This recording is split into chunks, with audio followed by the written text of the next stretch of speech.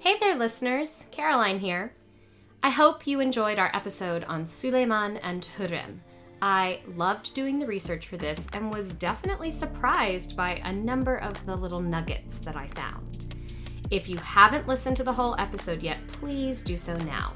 This supplement is just a little dessert, a sweet extra at the end of the main course, but it will have spoilers. You've been warned. While Hurrem was the love of Suleiman's life, he was also incredibly devoted to his best friend, Ibrahim Pasha. The two were childhood friends whose loyalty and trust surprised many. For Ibrahim, just like Hurrem, was captured as a young boy, likely around age 6, and was enslaved by the Ottoman governor of Bosnia. Also like Hurrem, his parents were Orthodox Christians, though he hailed from Parga, a town in northwestern Greece that was then part of the Republic of Venice. It's believed he met Suleiman when the prince arrived in Manisa at around age 12. The two became fast friends. Suleiman appreciated Ibrahim's intelligence, wit, and loyalty. I think it's incredible to parallel his historic rise with that of Hurrem.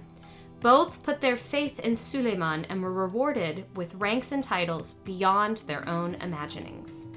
When Suleiman ascended the throne, he immediately rewarded his best friend with numerous posts, beginning with Falconer to the Sultan, which really sounds quite lovely. But he rapidly promoted through the ranks, so quickly, in fact, it's said he asked Suleiman to delay his promotions, claiming others were jealous of his remarkable ascent. But this modesty only pleased the Sultan more, who lavished his friend with gifts, titles, and eventually the ultimate job, Grand Vizier, effectively the head of the government. He also made a promise to never kill him during his reign. And let's just let that sink in. What a scary and weird and sad promise. Oh yeah, I will never kill you. Thanks, friend? By most accounts, Ibrahim was a good administrator and, some claim, the most loved Grand Vizier in Ottoman history. But that is a debate for another day. After years in his service and marrying one of Suleiman's own sisters, Ibrahim made a fatal mistake, similar to that of Mustafa.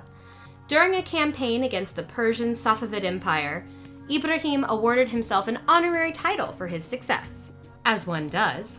Unfortunately, this title included the word Sultan. Ugh. Now, I know, I can almost hear you guys at home. What a moron! And you would be correct.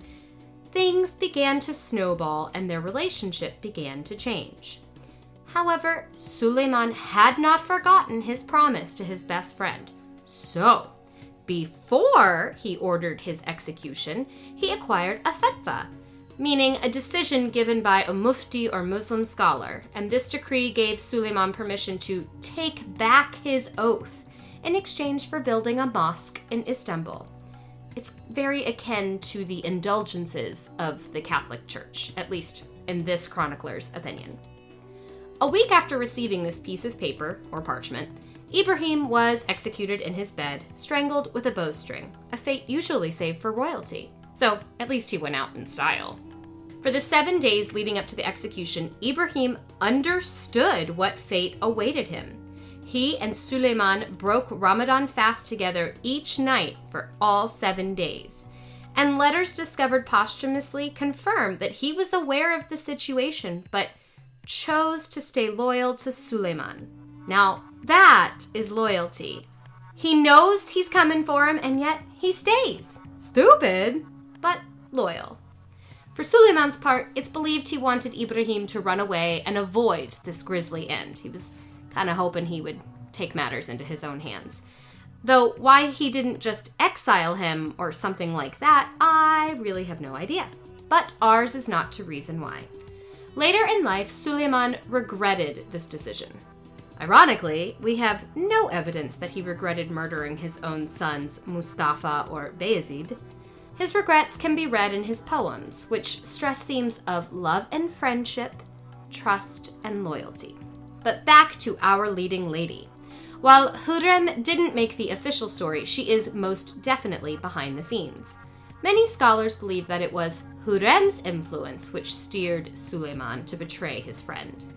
There are accusations of jealousy, of greed. Some claim that Ibrahim always supported Mustafa and spoke openly to the Sultan about the topic. This, obviously, would not have pleased Hurrem. However, it's very important to note that these insinuations are from later scholars. Her contemporaries and the empire at large do not seem to hold her culpable of this. Based on most accounts, she was not credited with that amount of influence during her lifetime because, she's a woman. To quote one of her biographers, Leslie Pierce, "It is surely a measure of Hurrem's posthumous fame that she bore the blame for deeds that may have never crossed her mind." And that, my friends, is that. Thank you for tuning in, and I hope you enjoyed this little extra. We're going to offer them for every episode for our patrons on Patreon, so we hope to see you there. As Hurrem might have said, "Güle güle," or "bye-bye for now." Stay pithy, y'all!